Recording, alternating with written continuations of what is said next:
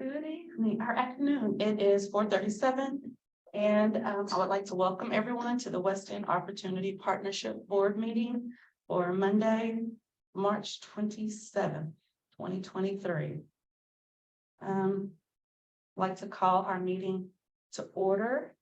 And if we could go around and do a roll call, I'll start with myself. Dr. Mary Milliner, Board Chair, and California Neighborhood Representative. Okay, let me get the list and I'll just do the roll call.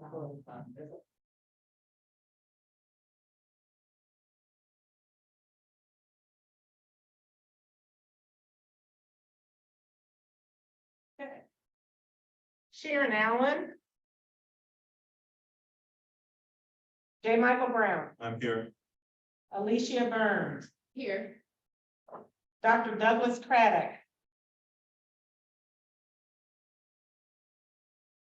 Gina Dunlap. Present. Jennifer Hancock. I'm here.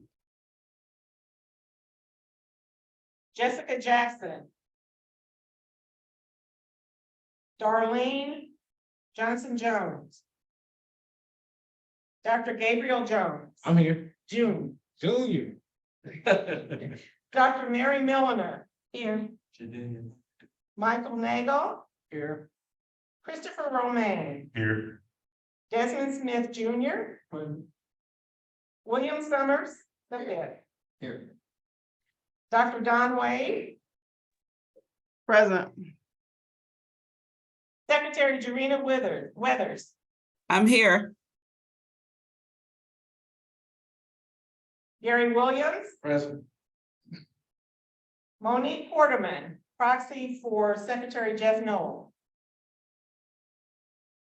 Jeff O'Brien. Here. We have one. This word. This is okay. This is the second page. Oh, second page, sorry. Oh, Tammy. On page 2, you're supposed to be on page 1. Okay, I will make that adjustment. It's okay. Awesome. And Council Representative. Liam, he present. You hear? I didn't call about that. Thank you. We do have a quorum, Madam Chair. Thank you. Now, and we'll move to the approval of the minutes for our January 27th. I'm sorry, February 27th, 2023 board meeting. Do I have a motion to approve the minute? So moved. And second, Second. Chris. Chris. The motion has been made and seconded. All in favor of approval of the minutes for the January 27th, 2023. February. I'm sorry, February 27th, 2023 board meeting. All in favor, say aye. Aye. Aye. All opposed. The minutes have been approved. And now to our interim president, CEO report, Ms. Laura Douglas. Good afternoon to everyone. I have a very brief update that I want to provide for you. I know you're all aware that we have been making a valiant effort to set up the board training after it was approved at the August board meeting. We have been zeroing in on one particular organization to provide the training to help us do it. But I think you may have noticed in the newspaper, in the news reports, that they've had some change in their leadership. So we haven't been able to close the gap. One of our board members, though, Dr. Douglas Craddock, who's not here today, is working with us to provide the training that the board approved by using University of Louisville faculty and graduate students. So he's putting that together for us, and we're anticipating that by next month's meeting, he'll have an outline of who's going to do what. And we'll also hold the board on what the available dates will be for a training retreat. So we're inching forward, and we're looking like we're making some progress now on the training. The other matter about which I want to update you has to do with rental space. You may know that we know that we're renting space from the African American Heritage Center because we're required to have a mailing address and an official address for public purposes. Rita and I have been working to identify a location for our office, another location that's located in the footprint in one of the 9 neighborhoods. And we've made some significant progress in negotiating out a lease agreement that's going to give us a very attractive space that's located in a place that's easily accessible by the public, where we'll be able to have committee meetings and things of that nature. So again, hopefully by the next board meeting, we'll be able to tell you where that location is, and we'll be able to confirm that we've finished our discussions with the owner of the property. But that's looking good as well. So Madam Chair, those are just the 2 updates that I have for today's meeting. Well, thank you very much. Welcome. And now on to our committee updates. We'll have the board development update from the chair, Jennifer Hancock. Good afternoon, everyone, and we do not have any updates from our committee at this time. And now the communications updates from Dr. Don Wade. Good afternoon, everyone. The biggest update for us is that we're still waiting to push that the RFP out. I think that with a lot of the things that were happening last month, it didn't get to go out. So I'm hoping that we'll get that out this month. That's the only update. Thank you very much. And our community engagement chair, Dr. Gabriel Jones Jr. Y'all emphasize Junior. He got the house right. So there's a couple of quick updates from our March 9th meeting, I believe it was. So we established, pulled together a list of existing community resources, and we have added that to a drive that committee members are collaborating on. We heeded the advice of many members of our committee to not reinvent the wheel, to use things that are already out there and to build upon that. So we've sort of put that in a central place for our committee members so that we can all collaborate and fill in the gaps. So that we're aware of potential partnerships, places we can add capacity, things I've said before. We have also created a drive for committee members to add and review the findings of past engagement with West End neighborhoods regarding needs, deficits, and other resources that may inform our work.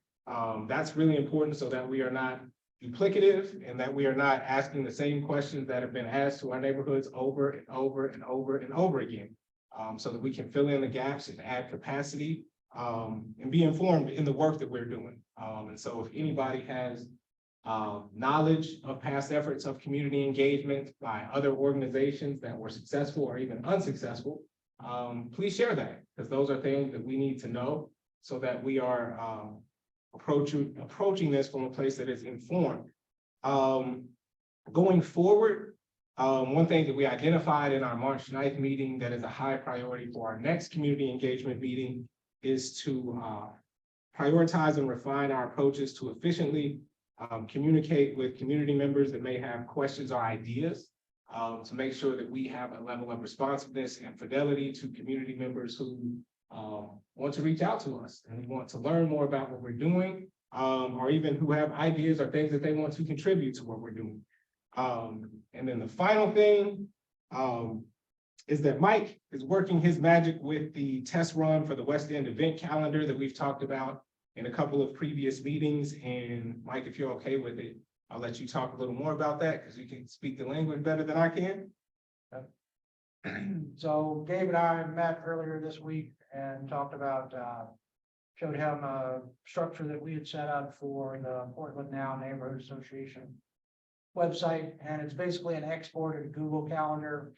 You've got a kid in JCPS, you're probably familiar with a lot of what they set up for sports calendars, different grades, teams, in higher schools.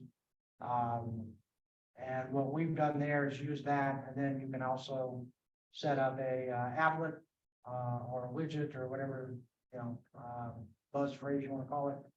That when you put that on a web page, it puts that calendar up and can be manipulated by anyone in the public. You can what I'm looking for. Allow others access to modify and change the calendar, delegate the access to it so that it, it doesn't have to flow through one particular person. And, it's pretty easy to use, and it fits in with a lot of the infrastructure that WEOP is already using. So Gabe and I set up a test one, and he was playing with it. Wasn't too difficult. No, not at all. So I think looking to see what the next steps to move forward with that are. Yeah, that's right. So, I think Mike, also one thing that's important that Mike mentioned at the last meeting is that, there will be like a test run for it, for just us to sort of work out the kinks, to see how it's working and make sure it's effective. What the take home message is, we got widgets and stuff on the way, y'all. I'm looking forward to it. So, that's all I got. Anybody have any questions for me? I had a question maybe for Laura. At the last engagement meeting, you had mentioned that you were in talks with LISC. Do we have any updates on that? No, we have been asked by Liz to just suspend discussions for this right now because they have some additional background work that they need to do before they bring all the parties together. So we're kind of standing down, waiting for additional instructions. And do we know when we should have it again, or? Well, just as a matter of routine, we're in touch all the time. I'll just ask him. I'll pick up the phone and ask him tomorrow. Thanks. Just a follow-up to that question, could you elaborate on what we're discussing with Louisville Risk? Well, we've been talking about training with them. And how to move forward with some training. And also how to move forward with a project that they had on soliciting feedback from neighborhoods. They were in the position to get a federal grant. And so they had asked several organizations in the community, including us, to work with them on the grant. But they have asked all of us to stand down now because they have some kinks that they need to work out. We're just in a holding pattern. And the nature of the training that this will provide us? Well, remember our whole saga about board training. At the August meeting, the board approved a list of training modules that we wanted to delve into. So LIST has been reviewing that to see if they could provide some of those items to us. But in the middle of the discussion with LIST too on training and also on getting feedback from neighborhoods. Now we're using another resource for the training just to make sure we can keep moving forward with that.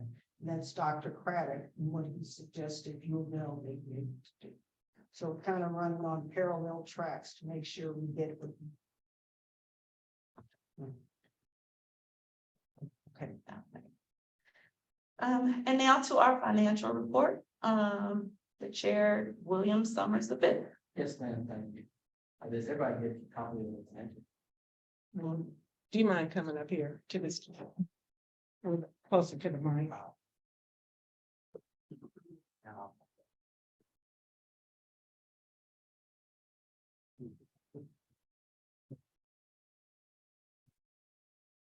Yes. Everybody hear me now? They're saying yes. Everybody now, did everybody get a copy of the financials that were, if not, we do have copies here. But if you have, you looked over those, I mean, that's the normal expenses, for the month, nothing abnormal there. Assets, still remain, strong. Does anybody have any questions about the expenses or anything that looked over?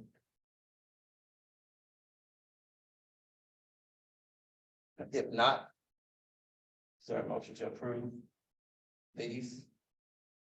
Finance Committee motions that we should approve, which they were the same. Okay, so the Finance Committee has made a motion that we approve the financial report. Do I have a second? I'm on the committee. Should I second or should I? Second. One thing, according to Robert's Rules of Order, if you have a standing committee that makes a motion, then a second is not required. So you can just tell the body that the motion in front of it now is the recommendation from the standing committee that the financials be accepted. And then there's just a vote and need for it. All right, so the financial report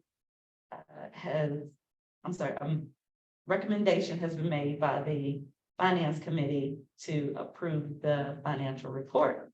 All in favor of approving the financial report, say aye.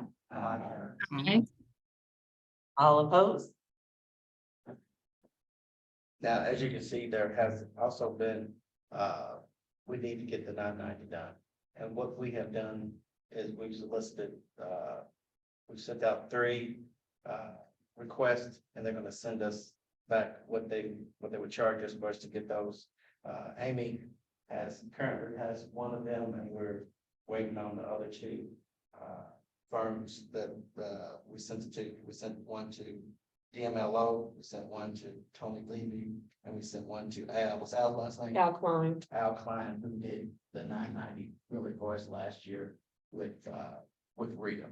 So as we get those back, I think we can bring back a recommendation of who we should use to do that for us this year.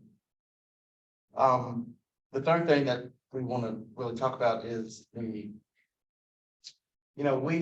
started conversation with Chip Sutherland and Baird to try to, we have to get this set up, get our finances set up, get the house in order the way that it should be.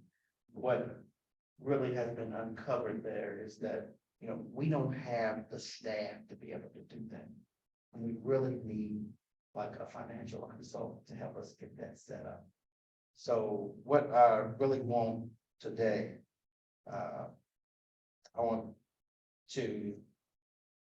us to vote on engaging with a financial consultant. I'm just gonna read this, and then if we have any more discussion, we can have that.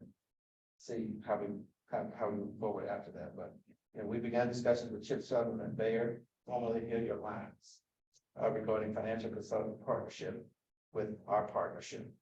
We're engaging in these discussions with Chip and Baird because of the scope and the eventual services we need is really unclear due to the size and scope of the Chip district and our unique grants and authority. Chip is experienced with advising in Chip districts, boards, and the municipal county government agencies across the state, and he can help us refine the scope of any work we will ultimately need to competitively bid out. So the Finance Committee is recommending moving forward with this engagement with Chip and Baird to assist us as a consultant. And we're asking for you for the authority to move forward with negotiating the terms of the engagement with Chip and Baird. Like I said, the scope of what needs to be done here, there's a lot of unknowns, but we need to have the financial expertise with us as we move and as we set this up. So, And this is a motion from the finance. From its last meeting. so with all that, I'm sure people may have questions on that. I want to take the questions if you have any. But like I said, at the end of the day, we don't have the financial expertise to make sure that things are set up and to do the things that we have to do. And this financial consultant is really a must.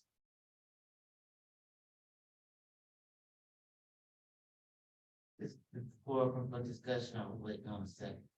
We don't need a second since it's a motion from the standing committee. So he's saying. Yes, I have several questions. Yes, same here. I'll defer to Dr. Webb. Yes, ma'am.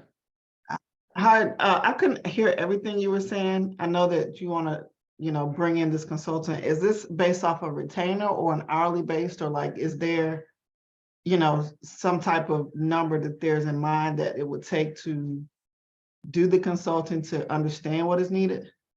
But we want to have the authority to engage and get to that point, we really haven't gotten as specific before. They would be engaged, we would come back and let you know what we had, the agreement that we would work out as far as the costs and how it would be paid. So they would engage with you to then prepare a proposal that would come back before the board? Is that what you're saying? The committee, yes, is asking for the authority to engage in discussions with Bayer to flush out details of the engagement. Okay, that makes sense. Okay, thank you. I'm sorry, I just couldn't hear you well. It's okay. Chairman Summers? Yeah. I have a quick question. I'm just curious, the person that you're looking at and engaging in for consulting, would this person at all be interested in, I know it's kind of hard to tell now, but interested in the end game of who we might actually hire as we move forward on the permanent area of that financial, what you were just discussing? This is just, I'm sorry. There's multiple scopes of work. So, I don't, would there be a scope of work that they could perform possibly, but that's too early to know before we have with this engagement, we're gonna kind of see what needs to be done. But they're really just gonna be, this consultant is there to work with us to make sure that we dot all our i's and cross all our t's and execute on what is set out for us to execute on. Thank you. So you mentioned a competitive bidding process. I guess it's similar to what Secretary Weathers asked. Would this consultant be eligible to bid on a competitive scope of work? I guess if their company could perform that particular scope of work, at this time, they probably would, yes, but they're consulting us. They're not looking at, they're helping us figure out all the scope of works that has to be completed and has to be done. But I would say that if there is a scope, at this point, they would be eligible for that. So I think it's a little odd, at least from my government experience, that we would engage a consultant to help us develop a scope of work or an RFP, which is subject to a competitive bid, that puts them on both sides of. They're not just gonna, for the RFP, there could be several different RFPs go out based upon the scope of work that has to be completed.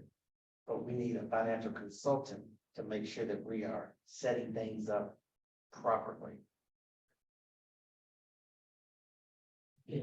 All right. So, additional question. So I think what you're saying is that to bring in a consultant to look at what's needed, and then they would help craft the various RFPs that would then be distributed, correct? So you might end up with 2 or 3 RFPs based off of what they find after interacting with, with the organization. Is that what you're saying? It definitely could happen, but first of all, I don't want to lead you to believe that anything, I don't know. This is why we're using them as a consultant to get it set up, and once we come back and they say, hey, this is what's going to be needed, these are the things that maybe need to be RFP'd out, then we'll know. But we have to get that set up. We don't have a CFO on staff, we don't have that. So we need expert to help us do that. And like I said, this company has worked very well with other chips that have been set up like this and worked well with Minister. So this is the expertise that we need. During the finance committee meeting, the committee did have the benefit of Amy's presence and advice during, the meeting regarding the steps that needed to be taken. For instance, if we're talking about having the necessity to have a financial advisor, one of our critical things, our critical deliverables that we don't have yet is an operating budget. That's not something that we can create out of whole cloth ourselves based on the information that we have available to us. We do need the assistance of someone who can help us estimate how much we anticipate receiving over the next 20 years, each of the next 20 years from the tax increment financing mechanism so that we can build a budget out. It's those kinds of little pieces, things that Bayer is going to do, help us to accomplish. And again, there will likely be several different RFPs. Bayer may be interested in 2 rather than the 5, 1 or none of what we end up having to put out for bid. Like I said, we'll know more on that once we engage, once we see how it needs to be structured. And then, like I said, everything would come back to there, so people would, everybody would be able to know, vote and say, hey, this is what needs to happen, this is how we want it to happen, let's say this is the best way for it to happen. But we need the financial energy. What are our RFPs? Request for proposals. Councilwoman, did you? Yeah, I was, so they're pretty much, the write the proposal can accept them. Well, is that pretty much? Yeah.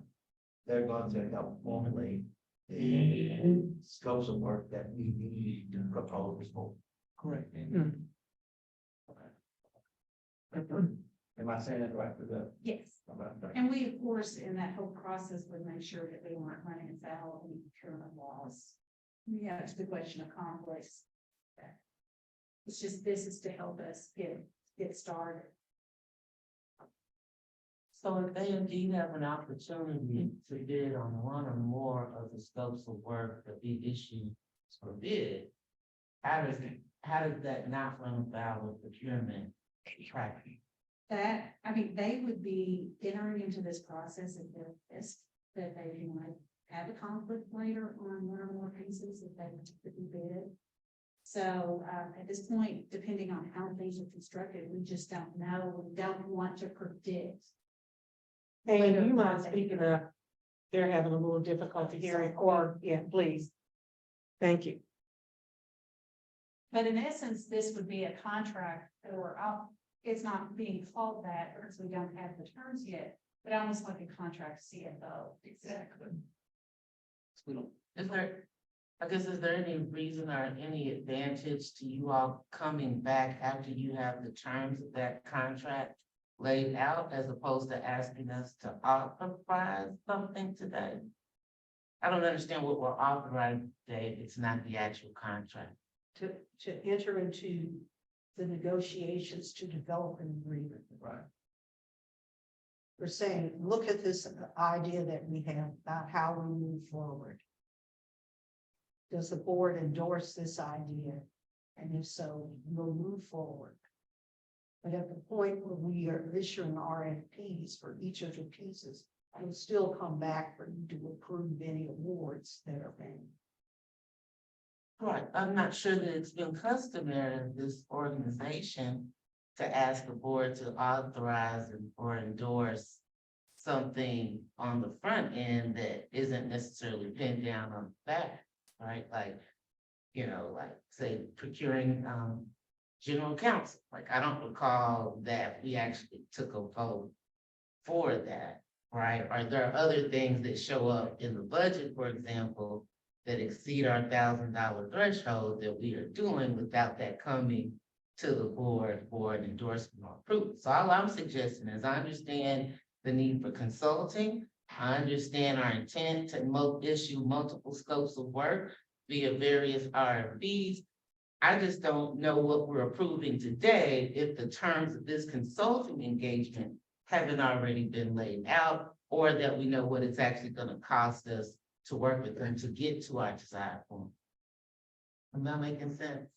I think I can probably simplify that on what you're saying, Ms. Gina. And I'm following you, Ted Bill. I think kind of what is being asked is the more transparency from the beginning. It's so important. The structure of this, before I left, it came back.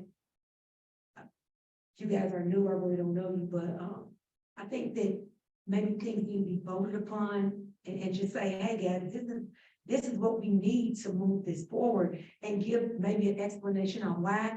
One of the things that I wanted to piggyback on, Ms. Laura, and correct me if I'm wrong, it just may be a lack of knowledge that I don't have. But like when we said that, hey, we're gonna get a lease. Okay, so I know the last meeting, did I miss that about getting the lease? Did I miss us, did we vote on getting the lease? So I think it's not just coming in saying how it's, but it goes back to how this board is structured. So if it's structured where everything is being voted on, what I would just suggest is, probably instead of just saying, well, hey, we're gonna go out, we're looking for a lease, this is where it's gonna be at, maybe coming in and saying, hey, guys, we need a space that we can occupy to have our meetings. Can we vote on that? I don't think that was even voted on. So I think it's just. Well, let me the transparency. clarify. We have a current, Okay, we have a current. The activity that we are engaged in now is to find a leasehold that is more suitable to our needs. Because the lease we have now is literally one room with no windows. Okay, so the reason why we're discussing the fact that we are in these lease negotiations is because we have all acknowledged that we need better space. Now, by bringing it up today, and notice I did not ask the board to vote on it during today. What I said was that you will hear more. We're gonna come back with the lease, because we don't know how much it's gonna cost or anything like that. So this is a heads up that we are in the process of pulling all this together, and the board will have an opportunity for review and approval once that's completed. Now, similarly with what William is talking about, this whole financial area for this organization is a significant undertaking. It is a very significant undertaking. The financing the financing mechanism that's been developing. This TIF is the largest one ever in Kentucky history. We have some front-end obligations, including writing an operating budget. The finance committee is saying, we want to engage someone to be our financial advisor, to help us meet all of our benchmarks that we have to meet financially, as if this entity is an operating CFO, this corporation or consultant that we're going to deal with. So he's saying, okay, board, we've talked about need an operating budget, how important that is. We've talked about the TIF mechanism. We've talked about our obligation under the statute to predict how much money we're going to be getting from the financing mechanism every year, because we have to build that into our budget. We've identified someone we think can provide that service to us when you authorize us to negotiate and finalize an agreement. so you saying that you guys have already found someone? Or he said it's Baird. So, Yeah, Okay. With those RFPs, it's just, and to really already, so was there ever an option for multiple people? Well, so I think that, right, that's what you're saying, was there ever an option of multiple people instead of just, and I think it comes with transparency when people will think that there's anything. So what- he picked him because Yeah. he gets kickback. So here's the conundrum. the conundrum is if you look out there in the universe of financial entities who are experienced with tax increment finance, who have a track record of doing it, of dotting all the i's and crossing the t's, and getting all the financial documents in order, that is a very, very scarce universe of folks. They're the same folks who work with the arena authority. They have worked with tax increment financing mechanisms across the state. When you think about entities that are experienced and can do this, they are at the top of a very, very short list. Okay. Okay, so that's how their name came forward. That's how we know something about Mayor. And I think it's so important just to kind of give that extra explanation, like, Okay. he didn't know what RFPs were. So you gotta give that extra explanation for the people, and that comes with transparency for the people that don't understand that terminology. Just, you know what I'm saying? So the chair, the finance committee chair is saying, we've got this critical important task that we have to do under the statute. We've identified this entity that can do it for us based on their past experience. They've done this before. Board, we would like you to authorize us to go forward and negotiate out an agreement with. And part of their work is going to be to tell us what we need financially to help our engine to go forward. That's what the board, the finance. No, what you're saying makes all the difference in the world now. Okay. I'm just saying, just so, you know, like this guy right here, Mark Hill, he didn't even know what an RFP was. So just so he has the level of understanding for the people in his area, if they go to ask him, he can give them an explanation. So I think that it'll be easier to get the damn representatives to understand what you're saying, if you give just a little bit more transparency on, because they just may not have that knowledge. I'll pretty much that's what I was saying is kind of trying to reiterate. My terminology probably is not as best as everybody else. I like talking straight to the point. I don't really care. Them being able to bid on our the RFP that we present. Why would we even engage like that would be an option? To me, anybody that is looking for what we're looking for, I'm here free. They need to be here free. I understand things cost, I get that. But when you're trying to build something to me that's never been done before the right way, a lot of the right people are not gonna get paid. Because the people who's trying to benefit are people. That's just how it is. So you'll have a gain, they'll have a nice gain if they actually bid on. But if I'm making sense of what's, if they bid on a project and whatnot, they get it. Turn around for them, you know what I mean? It's just, I understand business. If that's the case, I think, well, I don't think we should wait here, David.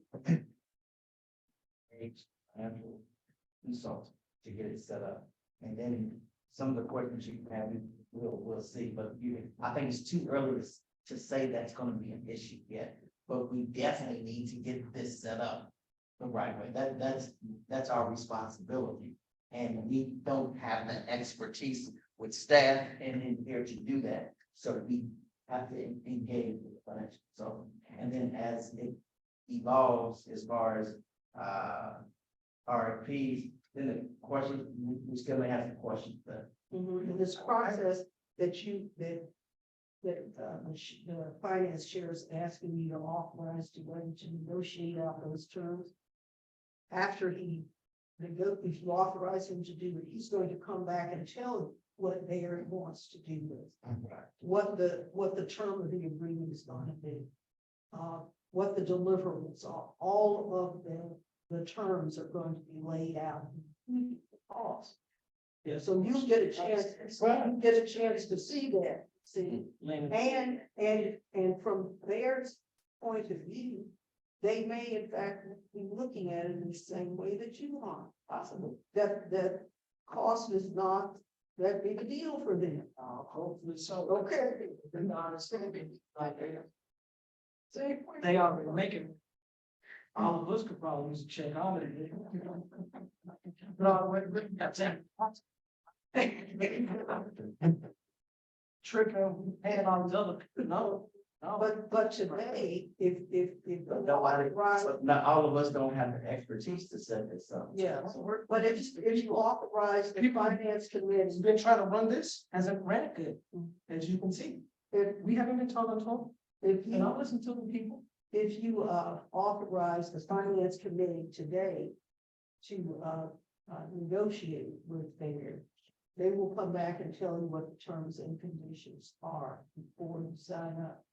I just think it should be one of our door signs, you know, if it's about money for you, shouldn't be knocking at our door. Simple, we're here to really try to progress the people, just what it is, every single one of us is very serious about it. Every single one of us neighborhood members, and I know that for a fact. That's what making this process drag. It's just what it is, we don't trust. Yeah, and with transparency, you gain trust. I agree with that part. When you transparent across the board and explain, because I mean, it is important. If they can't get us to the next level, it's, Just moving money around, you know, that's all we're doing. but it comes with trust and you gotta start. No, I definitely understand, I understand what you're saying, but like the big, like I said, if you know them, you know us. It's like I said, it should be already in amongst the talks, if you already conversating, like, I don't understand how, like she said, how they're on a piece of paper, if a conversation hadn't already been had, conversation's already been had, then you know, we already know where we're at. We all know where we're at. You know, and then it's just, to me, how it seems, like I said, we're not looking for people to be able to make bids on what I mean. That's why it's a significant thing. It's across hers. Well, I don't need to be climbing down any weeds on this, but like many things, the whole notion about whether someone who may have helped put the bid together on the front end can participate on the back end and be considered for a bid. It is a matter of law. It has been litigated. Those issues have been litigated. There is guidance out there for us on those issues. Okay. Aside from how we may feel about it, the outcome has been litigated. Ms. Douglas, and so in that example, is it allowable, unallowable, or allowable under certain circumstances? Allowable under certain circumstances. And it'll be factually driven based on how this unfolds. That is very vague. What you got? Yeah. Ms. Douglas, question for you. I know that you all are gonna bring them in to engage. Is there just say hourly fee to engage before they present a proposal in terms of how much they're thinking? No, no. So they're basically engaging with you to then put together a proposal to say, this is the amount of time we think it'll take. And this is just say the hour. So you might say, you might confer with them, but they still have to come back with a proposal themselves before you agree to move forward, correct? Yes. Exactly. So I think you all, what they're trying, Baird is very reputable, so I can definitely say that, but I don't think that William is saying that we're just writing a blank check. This is just giving the board the permission to engage with them so that they can come back with a budget and say, okay, it may take us X number of hours and it'll be $20,000 for us to put together everything that's needed for you all to send out RFPs. And then it's the decision of leadership to decide, or I'm guessing maybe the board to decide whether to move forward. Because I think there's some kind of bylaw that says anything over a certain number, the board still has to approve. Is that correct? That's correct. Okay, so this is just conversations. This is no different from from a marketing perspective. We get quotes, and then if it goes over a certain number, we still as a board have to approve it. So I don't think this is committing to writing a blank check to Baird. This is just saying we're willing to have the conversations with them to understand how much would it cost to bring them in to do the work. Absolutely. Thank you. Okay, Thank, so I think it's just can we have a conversation? I think that's more of what William Summers is trying to say versus we're gonna write a blank check. And then they'll come back and charge us $100,000 and do this, and we don't have any way of putting a cap on that. I don't think that's what he's saying. Question for you, Dr. Wade. Does this mean, to add on to your question, does this mean that whatever proposal they come up with would go before the board for a vote prior to moving forward and paying said bill? To my understanding, before we can move forward with just say allowing Bayer to come in and do this, if it's over a certain threshold, and I don't remember the number, the board still have to vote on that. so 125. Which is consistent with the state procurement law. Yes, you're right. If it's Right, over- so if they come in less than that, I don't think they have to come. I'm sorry. That's right. Rita is correcting me. I believe this. I think it's 30. It's 30 or above. Then the board would have to approve it before we go. And regardless of whether it's $30,000 or $10,000, they still have to come with a proposal that leadership accepts before beginning the work. Correct? The record, Yes. our bylaws say $1,000. That's operational cost. She's talking about. Okay, and then this is where it gets, what he's talking about. Oh, well, we said this, but we meant this, and then everybody's like, oh, I don't know. It's I think we just all need to refresh on our bylaws, but can we say to this, to say regardless of what number Bayer comes back with, that the board can at least look at it before leadership makes a final decision? That will make people comfortable, yes. Yes.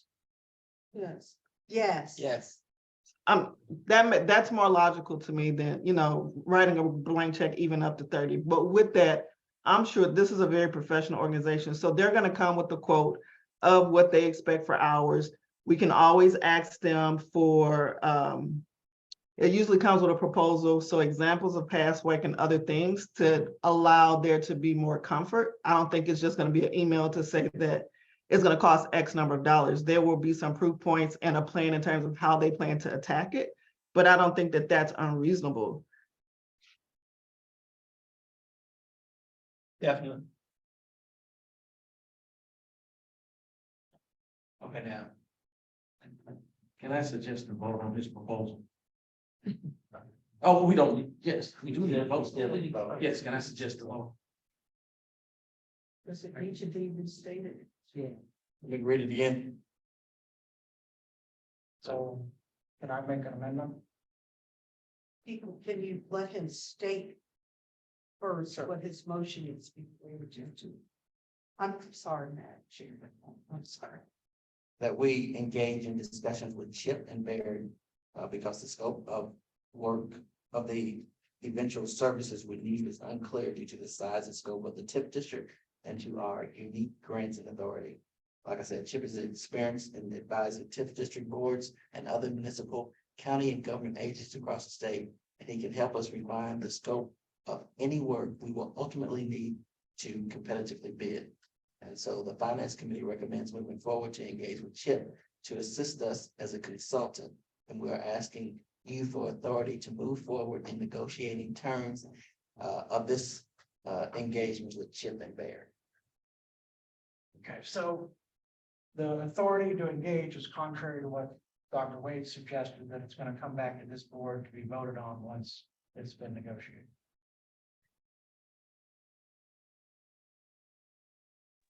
This is just merely, well, I'm not going to answer the question. I'm sorry. Saying, what Mike is saying is, rather than to say authority to negotiate, you want to add. Well, but you see what he suggested, that whatever is negotiated, he has us coming back to the board. Before now. We shouldn't be relying on his voice. I mean, I'm visual, I gotta see the letters. But Mike, you were in the finance committee. You need This to is remember. not what we discussed in the finance committee. Chip wasn't even on the agenda. He comes in, he says, I'm gonna give you all of this for $0. You know, like we're, put us in a position like we're off here, here's. We go on favor. Here's the thing. We have to set this up, like you're saying. Let me tell you something. Everybody in this room wants what is best for what we're trying to do. Right, But if we don't get past right. not trusting one another, we're not gonna get anywhere. Now, if you think I'm trying to put money in Chip's pocket and not. Did I set something- suggest that? Well, I'll say anything, but you and Chip, because you were saying that you have.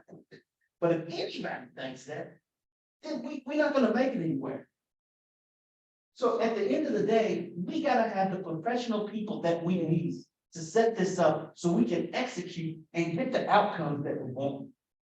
I agree with that, but we don't just need the professional people, you have the community. Yeah. Let's say that. No, you have the community, so you can't say professional, whether they professional or, well, you can't say it, but whether they professional or whether they not, that's who the community chose. And you, No. and hold on, you want these people to vote, you have to educate them. They have to be educated first. You cannot, it's been so much mistrust. Trust is gone. You have to make them trust you. And by making them trust you, comes with transparency. And I'm saying that because he's saying that was not spoken on in the financial meeting, whether it was or not, trust comes with transparency across the board. So you're probably dealing with a lot of people, and I'm only using this as an example because I do all the time. People are just so used to not being able to trust people that you have to earn that trust. And earning that trust comes with just laying it out, even if that means in black and white. It has to be done in order to move this along. You have so many people in the room that have been misguided, and some of them just don't have the knowledge. That is the problem with this whole deal. The people don't have the knowledge that they need to trust it. So in order for these people in the room to advocate, they have to trust, they have to have the blueprint. So if that comes with training, Ms. Laura, whatever it comes with to feed them with the knowledge, they gotta have the knowledge first to drive it, Mike, let's to get the vote. go back to the issue that you were raising. You said you wanted an amendment. What was the nature of the amendment that you were talking about? I mean, Were you I think focusing the on language- Dollar amount, Say again? were you focusing in on the dollar amount that has to be triggered? Now, I think. Here's what I don't want. I don't want, depending on how that language is worded. The board is giving the finance committee willy-nilly to go negotiate whatever they want with Baird. And then we're gonna come back and tell you about it. And then we're gonna call that transparency. We can negotiate something with Baird. And then bring that back to the board for a vote. Okay, so that's what you would prefer. Is there a dollar level? Or just the agreement, whatever the cost is in the agreement? Yeah, because there's other, there's terms. Bring back, I'll take any contract so long as I can negotiate the terms. Like, the terms are just as important as the dollar amount. Okay, so what he's saying is, is it possible for the motion to be that, finance committee is authorized to negotiate the terms and conditions of an engagement with Baird and to bring those terms and conditions back to the board for is that it? I think so. I mean, the other piece I would add, this is at least the second time in my recollection that we've brought forth a motion without the information in advance that we need to know, and then ask to approve it. So, I mean, Well, I'd really submit the motion to table this whole thing until we've all gotten it, printed out, and then we can make an educated decision about how to move forward. what's the information that was left out? So, me, I'm gonna go to 6:30. Could you basically explain what it is that they're come back and say to us? So what is it exactly that we can't do that we need them to tell us what steps need to happen? We don't even have a budget. Perfect. So I mean, he's gonna develop a scope of work that everything that we need done. And he's gonna say, this is what, this is, we'll do it and we'll do it right. Okay, so we know we work. So what else do we not know that, I mean, we don't need Chip to tell us we need work. We've been knowing that we need budget, But we don't have the capability of producing that much. but we know that, so we can also do a RFP to financial companies. And that's what he's going to develop. But what else is there? I mean, potentially, what Forecast else? on, there's also an obligation in there. Forecast the yearly amount that we will receive from the tax increment funds. And we don't have any ability to make that estimate on a month. Somebody to assist us with that. So that's another RFP. Okay, so there's the budget, there's the TIF RFP. There is the development of RFPs of engagement. What are those big terms and conditions when we are engaging with a developer that we want to see in our RFPs? Okay, how are we going to partner? How much should we invest? Based on the size of the project and the scope of the development project. Okay, There's so all- let's leave it. Can we entertain, I think some of the languages may be what's catching people up. So maybe, William, I don't know if possible, we can maybe alter the language to say that the board is giving permission to the finance committee to engage with Baird to solicit an RFP that outlines the services that they will be providing. And that they would provide this proposal, and when I mean proposal, it's what they would be coming in to do, the amount of hours that they think it will take to do it, and what that cost will be. And that they will provide that and then come back and either present it in person or you all present it back to us in the subsequent board meetings. And then we can approve in terms of whether we move forward with this company. Like, would that be a fair way so that it's not anything where we're writing a check and we don't know what the number is, or to be transparent so everybody understands exactly what you're getting out of it. And that would outline the terms, any max amounts, the number of hours, as well as even the manpower that would take to bring someone in. Would that be fair to amend it to say that? And that means to solicit, not finalize, but just to get it back. I think that is exactly what the church has been advocating. And I think the language that you have used maybe be plain. So that's very helpful, the way that you have phrased it. But I believe he's trying to get at the same thing. Yeah, I do think that too. I don't know anybody that works for any of these organizations personally, so I don't have any equity in either of them other than knowing that they have a good reputation. But as a service provider myself, we never get a contract unless we lay out the exact terms of the service that we're providing, our timing, our costs, any kind of max fees, as well as even who is working on it. So we know that whoever is on the other side has an opportunity to be transparent. So I think if they can provide that, and then the board itself gets a chance to hear that information, I hope that it will give you all more comfort before moving forward. I feel like it would definitely give me more comfort as well. My own concern now, if Barrett is the best at this, and they're gonna say, okay, you need RFPs for this. And if they're the best at it, why would they not put in an RFP? So why would we exclude them from the consultant, find another financial firm to do the consultant piece, knowing that Barrett's gonna be it, RFPs, therefore you don't have that conflict of interest.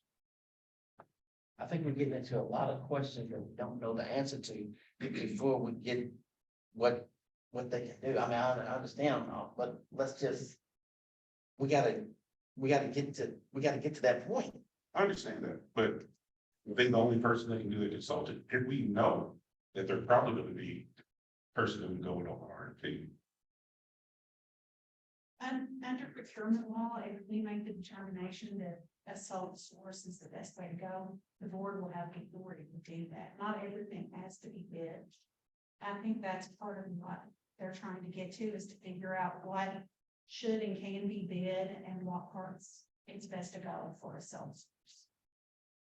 So in this instance, we're moving forward with Baird as a sole source consultant. You've asked us for a blessing or endorsement, but what I just think I heard was that they were actually participating in the last finance committee meeting. They were there, right? Yes. So in a sense, in essence, it's already good. The engagement with them now. No, No. what happened, they came to the finance committee to talk with the finance committee about the services they could provide. The finance committee is seeking the authorization of this body before Barrett does any work. So they have not done any work. They haven't done any work. They just came to introduce themselves and say what they can do. Okay, and Okay, so, so we have not started down the line with Baird on any services. The purpose of this report from the finance committee is to seek the board's approval to get a description of work from Baird, to negotiate with Baird about the services they can provide, and then to come back to this board and say, these are the services, this is the cost, if any, and to seek this body's approval before moving forward. So, I mean, if we can solicit Baird for that, why can't we make the same solicitation? You know, to the public at large. And if there is someone that feels that they can provide those services, why wouldn't we accept bids from them as well? Ultimately, that's what's going to occur with the various bid opportunities that are described. I would submit to you, there is no man on the street who can describe the TIF opportunity to us now, who can do what Baird can do to outline the bid opportunities, because they know about TIF regulations. They've done it across the state. So we're seeking their help to describe the opportunities. And they're going to tell us how much it's going to cost to get them to do it. And to your You point, see, education. they're helping us to write this thing so we can put it on the street. But that's their biggest problem. But based on what litigation and law is, that doesn't mean Baird is going to be excluded from bidding on any of those opportunities. That doesn't mean we can exclude Baird, you see.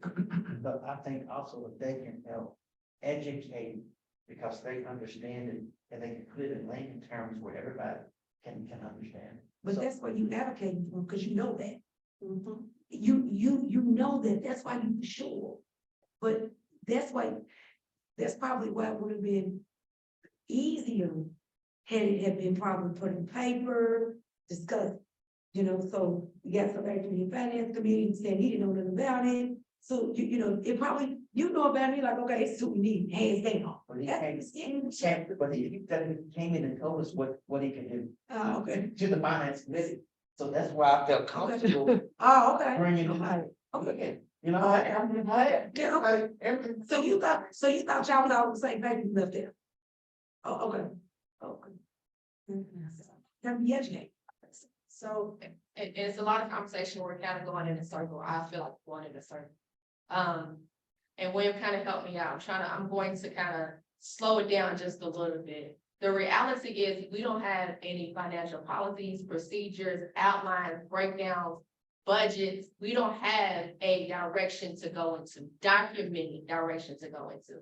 In order to do that, you have to pay somebody to I don't know any accountant, financial advisor, personal finance person that's gonna take that load for a tip type of situation, because it's not a normal type, it's not like going to get a tax preparer on the corner to be able to offer this service. You have to get somebody with a background in order to put the paperwork together, to outline the guidelines, to be able to do all the things that we need to do going forward. Does that make sense? It's not simply saying, Yes. oh, we need to, he's using words, and I know what you mean. Right. And I understand the questions behind it, but the reality is he cannot say this is what's gonna take place, because we don't have anything in writing to say this is what we're gonna do and this is the guidelines. And that's what we're trying to get this organization who's familiar with our ultimate goal to say, these are our options and this is what we can possibly do.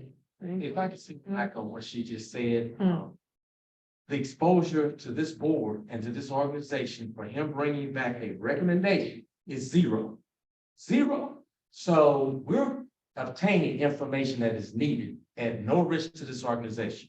So again, I'm going to recommend, or at least suggest, that we put his proposal to a vote. Are there any other discussions before?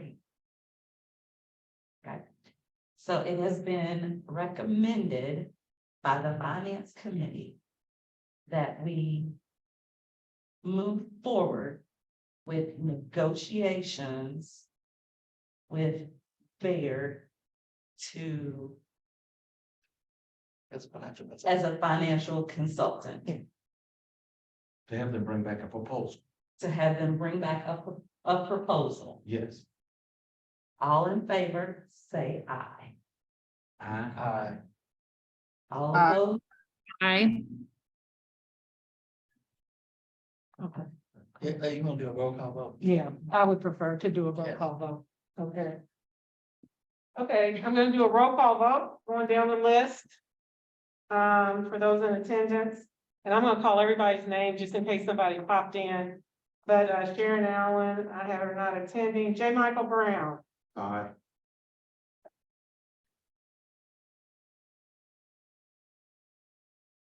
Alicia Burns, Aye.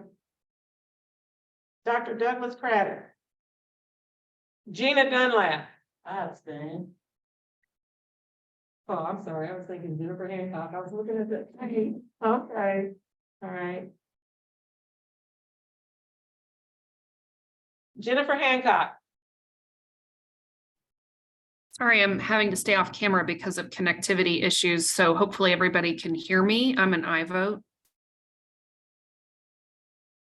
Jessica Jackson, Darlene Johnson Jones,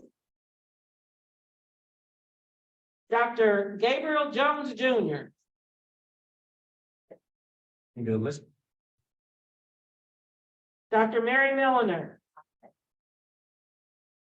Mike Nagel, Christopher Romaine, Abstain. Desmond Smith Jr. Desmond Smith. William Summers, Yes.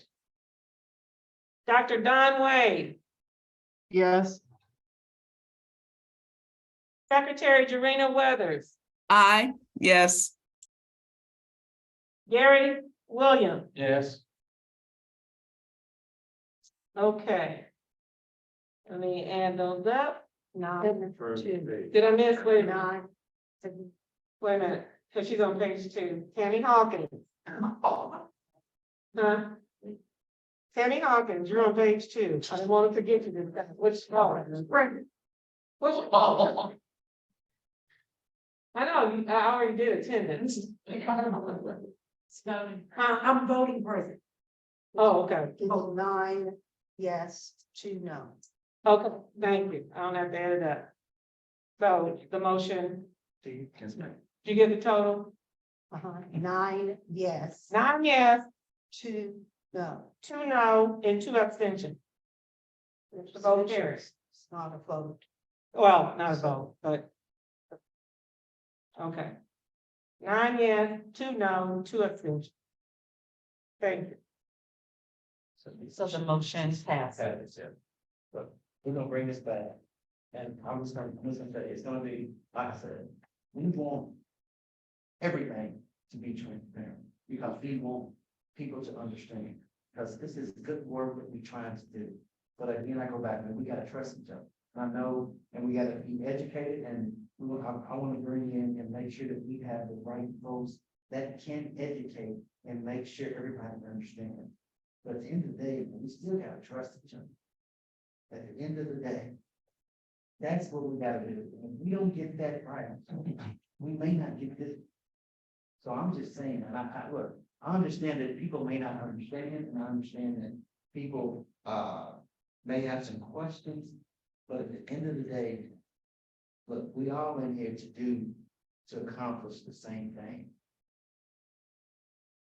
So I just want us to work together to make sure that we. I'd like to say that, I mean, we can disagree on how to do things, even if we agree on what we want to do. But I would like to see in the future, anything that we're gonna vote on, anything written, needs to come to us in email a couple days in advance. Let's try to accommodate that, and I think that would try to be accommodated in every way, and something that is not, again, maybe needed, but we still have to trust each other and move forward. Because this is a new organization, new entity, nobody's done this before, so we are out laying on that.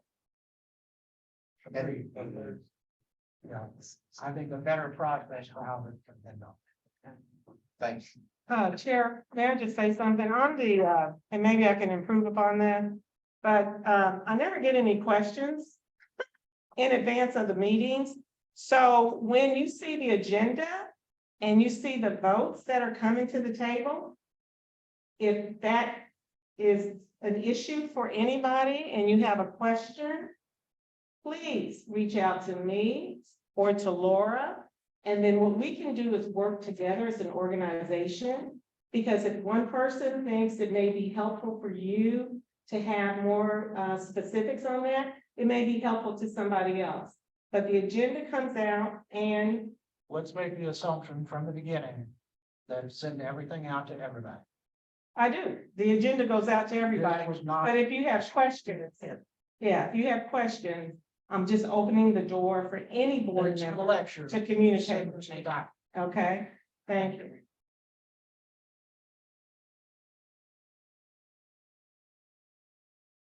So, that brings us to old business.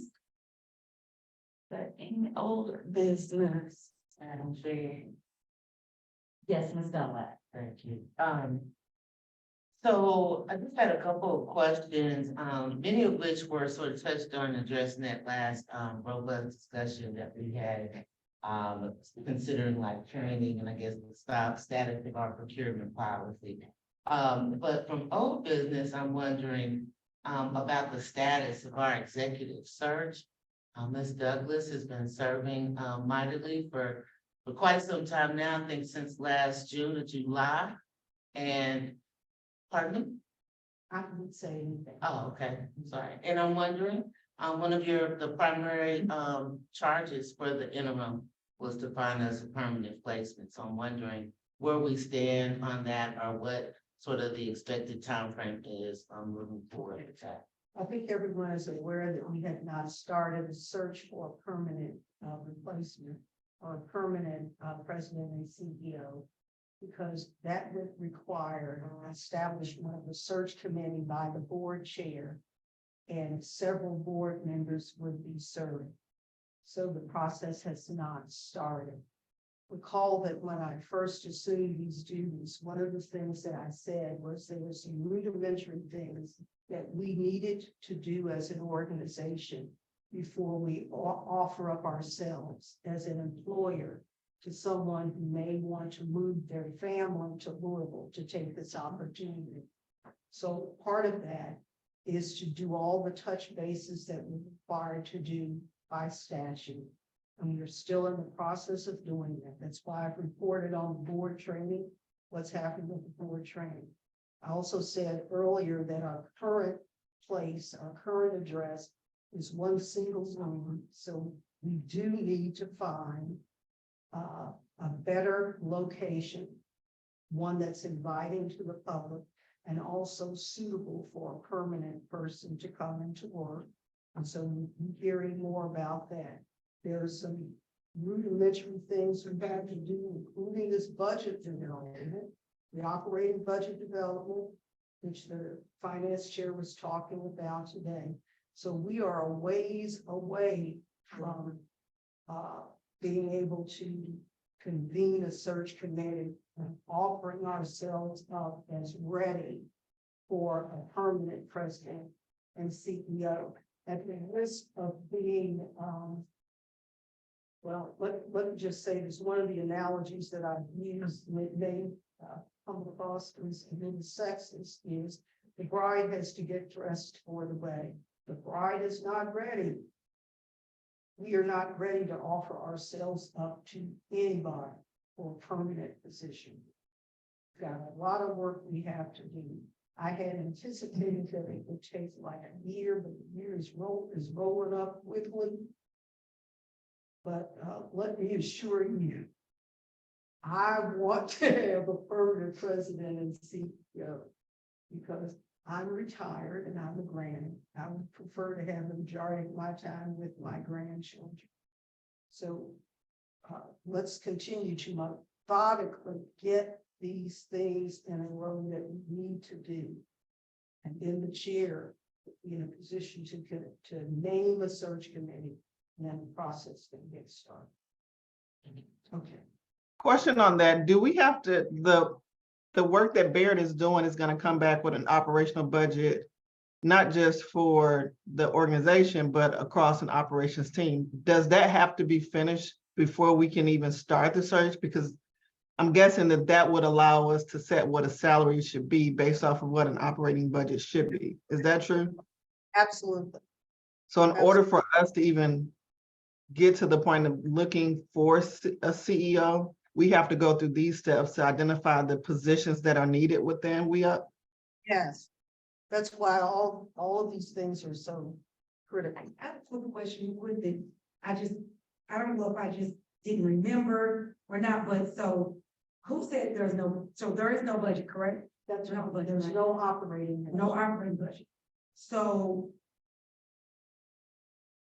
But there are paid employees. There are no employees. So we don't have zero. We have no employees. Both Rita and I are independent contractors. Okay. And the body has a contract with us. We're not employees.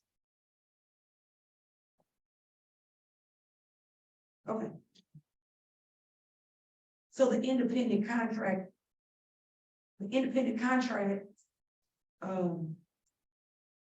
Definitely come out of the budget, right? Yes. Okay, right.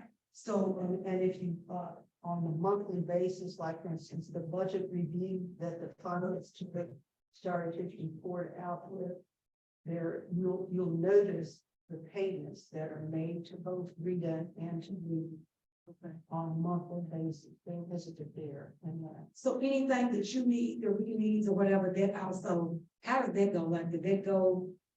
Oh, you mean, Like, yeah, like operating expenses. okay, there, for instance, an expense may be copying. Or an expense may be like binders that you have. Right. Okay, typically, Rita incurs that expense personally. She forwards those receipts at the end of the month for reimbursement. And then it shows up in the budget recap, which you have. It shows the reimbursements. And it's for things like bottles of water. Okay. We have it. Honestly. Yeah. It's just picture. Because all of that is shown in there. I know.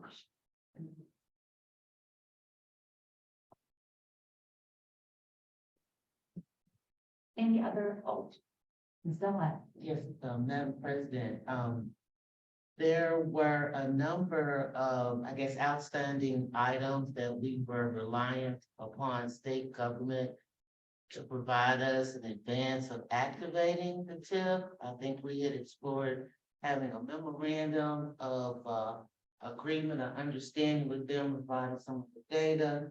And a gentleman had come and given us sort of an outline of the initial, projections, I guess, the baseline data that would be used, to activate the TIF, and I'm just wondering if we've had an opportunity to follow up with them and secure a written agreement with them to work with us on the data.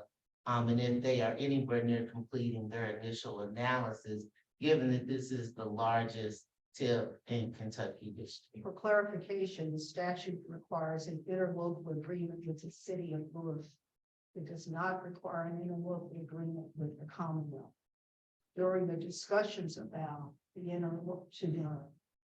establish the interlocal agreement with the city that this board approved, we had some discussions with people in Frankfurt who customarily work on TIFs, and they volunteered to assist us. Ms. Quarterman has been very instrumental in getting those meetings together, and we have an upcoming one on the calendar. I think it's later this week. It's later this week. But if those meetings are voluntary, there's nothing in the statute that requires. The statute does not require an agreement with the state in that regard. Only with the city of Louisville, and this board has approved that agreement with the city of Louisville. Yes, and I apologize if I use the word interlocal agreement.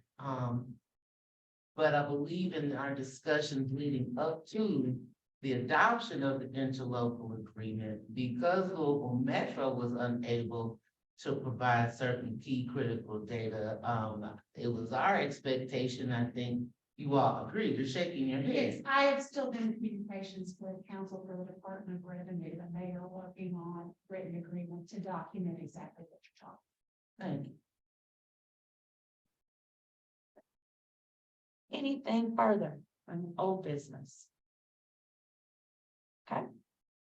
Then, let's move to new business. New business. Ms. Dunlap.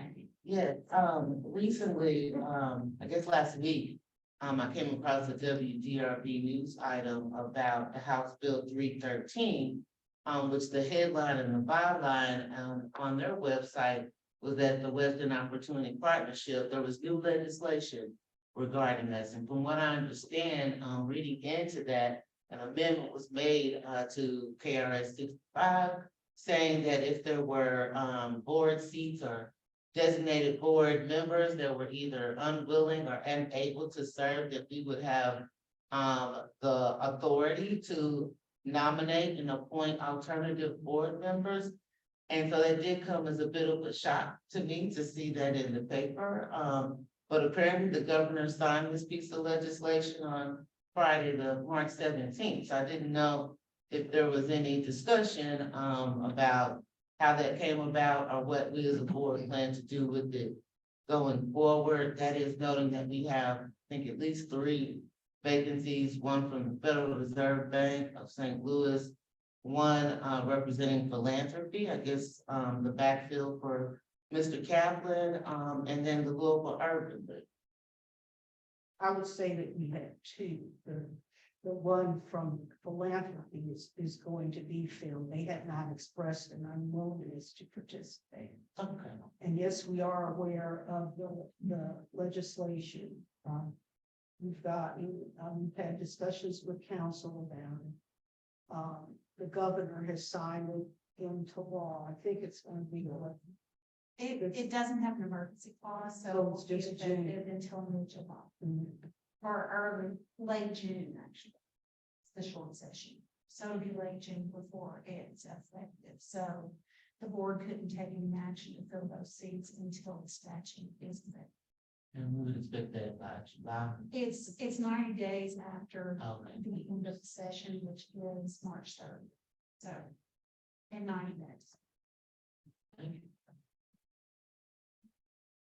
Michael. So we use the board development committee for that, and like we've done with our other vacancies. I think so, but the first thing that has to happen is, I think that the 2 organizations that we're talking about here, the Urban League and the Federal Reserve. I think we should, once the legislation is effective, communicate with them. I would suggest by a letter to offer them an opportunity to name someone. Because then their response to the letter or lack of response would constitute whether they were willing to appoint someone. I would not go ahead and appoint someone without asking them first if they intended to fill the seat. Because they have a right to do that. And if we send a formal letter and they either do not respond or they respond no, then we have some definitive statement that they are not interested in serving. Can we send a letter in advance or sunset of the? No, Okay. I would not. I wouldn't presume to do that. I would not act on the law until the law was effective. We have had discussions, I have had discussions with them about filling the vacancy. Several discussions since my appointment, and they have not named anyone. So again, what I'm suggesting is wait until the law is in fact operative. Send a formal letter and get a formal response from them. Because then if the board acts, it's based on definitive information. Do we expect the law to change over the next 90 days? The law is not effective until 90 days. I would not act on a law until it's effective. So just following up on what you described, and reaching out to those outstanding institutions. You'd like to give them or plan to give them an opportunity to choose an alternate institution or just to name a representative from it? Let's decide if they want to participate. As I said, I have asked their conversations and they have not named anyone. If we wait until the law is operative and I send a formal letter, they can, and their response to the letter is their definitive response that they don't want to serve or they do want to serve. It's something we can put in the record and then move forward. In moving forward, I would really hope that the board or the board development committee would have an opportunity to float potential alternatives from other related or relevant institutions. Because I've got some ideas now that I think could really provide us insight and more, I guess, diversity of public opinion representing other public entities. Well, as I understand it, the statute does specify the category of replacements that there have to be organizations that have participated in and supported the target area. So it has to be an entity that already has a relationship in the area that we serve. Understood. And can we maybe send that out there, but so we'll. Oh, the statute, yeah, yeah, Yeah, that's a good idea. yeah, the final version and, yes, But just as I keep hammering, keep in mind that this statute is not effective 90 yet. days. Yeah. It's been signed, but it's effective days. Yes, I just want to ask, I know that we're in the nascent stage of this organization, but there are some urgencies in our community.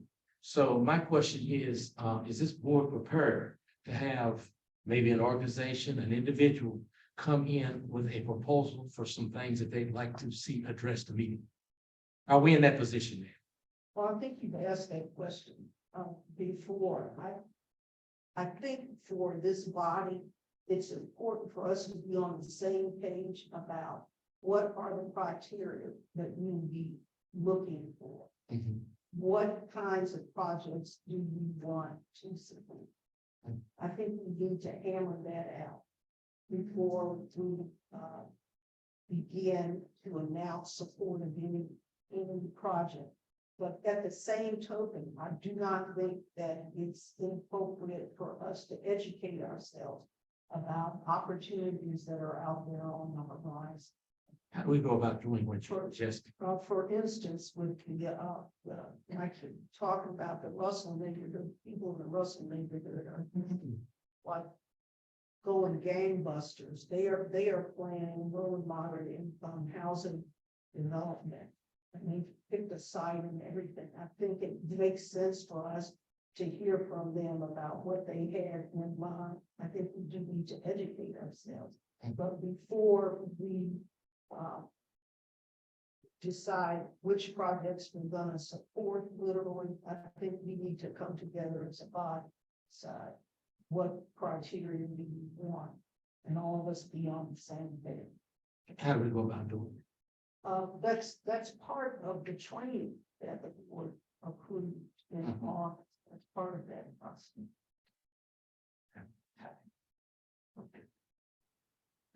Any additional new business? Okay. So that brings us to public comments. So, we have 3 minutes per person and for 5 participants. So if anyone has any comments, we have Ms. Amanda Swink. Right here. Yeah, I know you're back, we should be board, but that's the purpose for the line of, yeah, you didn't talk about it. You did, okay, the seat right up there. You might want to introduce yourself first to the board. Amanda Swink. I want to thank Rita for inviting me to come and speak with you all tonight. Thank you for giving me the opportunity to speak.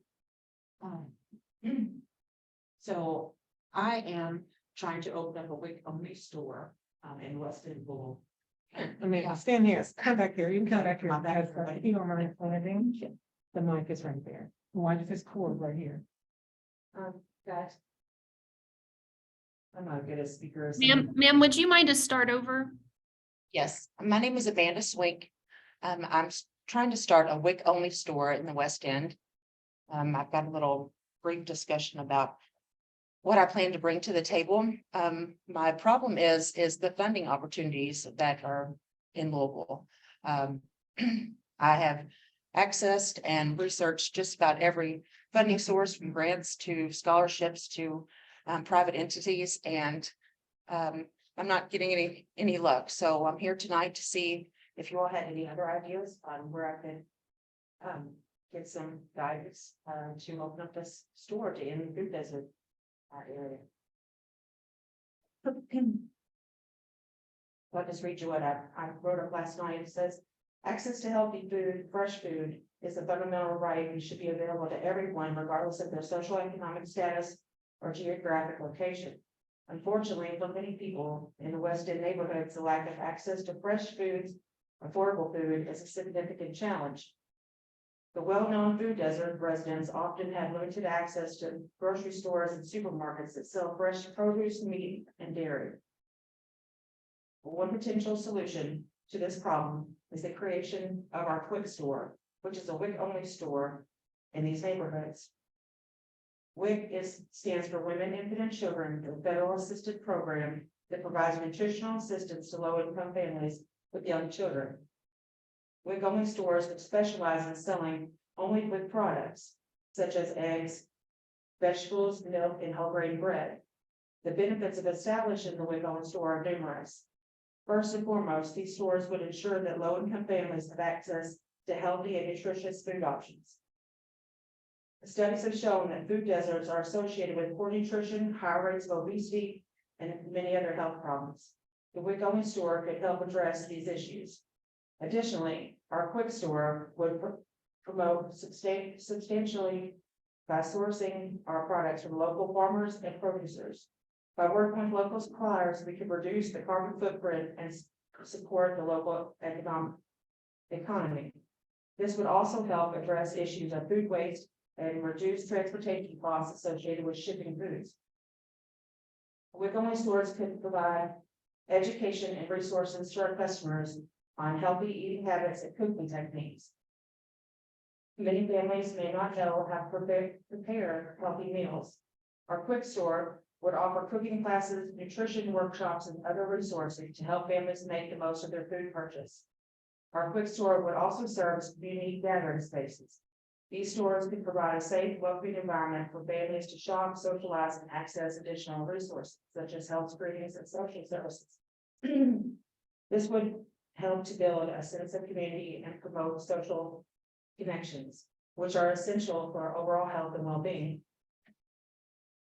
Because, excuse me, because we would be selling a limited range of products, there is a struggle to generate enough revenue to cover our operating expenses. We have incurred several strategies to employ and address these challenges, such as seeking grants, partnerships, and other organizations, which brings me here tonight. Additionally, it is necessary to address transportation barriers that prevent families from accessing food, such as providing shuttle services or working with public transit agencies to expand the bus routes. This establishment of the WIC-only store has the potential to bring significant benefits to families and promote sustainability. These potential benefits make this an idea worth exploring further. By working together with community leaders like yourself and other government agencies and other stakeholders, we can create a more economical and sustainable food system for all.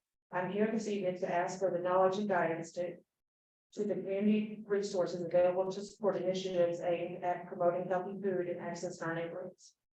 Thank you. Thank you very much. Do we have any other comments from the public? Ms. Rita, may I please ask the favor that you collect Ms. Zwing's information to share with me via email? This is Monique Kirkendall Quarterman. Thank you. That's exactly what we're discussing over here. We just literally said that, so we will definitely. Okay, thank you. Awesome. Thank you.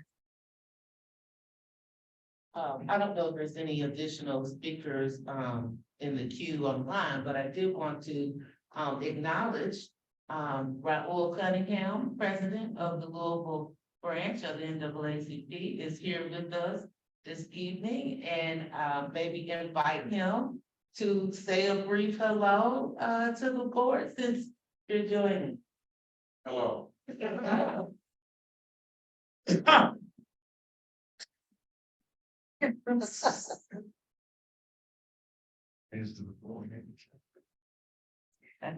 So we don't have anyone else? No one in the queue. And let me see. Sorry, I forgot about the queue over here. Let me see.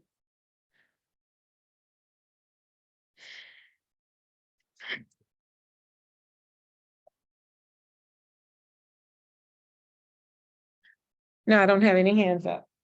All right. So now we are to the point where we have our 2023 board meeting dates. As you can see, our dates here.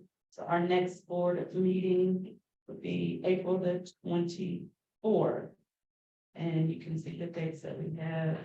Any discussion as of right now? No discussion? And we are adjourned. Meeting adjourned. Thank you. Thank you so much. Okay, thank you all. Everyone, thank you. Thank you. Thank you. Okay,